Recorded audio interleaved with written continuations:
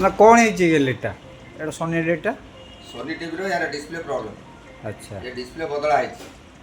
Display बदलला पर एथरे picture आसे ना न आसबार कारण होची अच्छा एथरे केते जिंस करिया पड़े अच्छा ए हला तार पुराना टिकन ले पुराना जो डिस्प्ले थिला तार टिकन टी कढ़ा जाए कढ़ा के चारिटी कनेक्शन निया जाए गोटे हला प्लस माइनस डाटा 1 आ क्लॉक एटा को नहीं ये मदरबोर्ड रे कनेक्शन करिया पड़े देखो देखा ये कनेक्शन ये प्लस ये माइनस प्लस क्लॉक आउ डाटा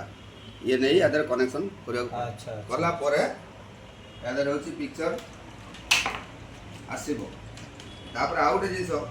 एटी मैपिंग प्रॉब्लम भी रहे देखो जो मैपिंग प्रॉब्लम रहे ये मैपिंग प्रॉब्लम पाई एथरा पिन नंबर 9 टू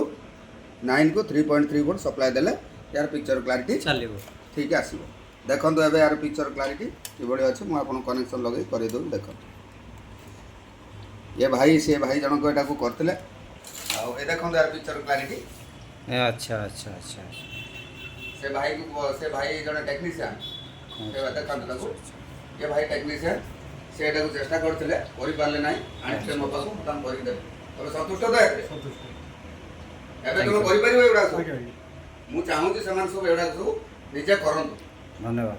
धन्यवाद।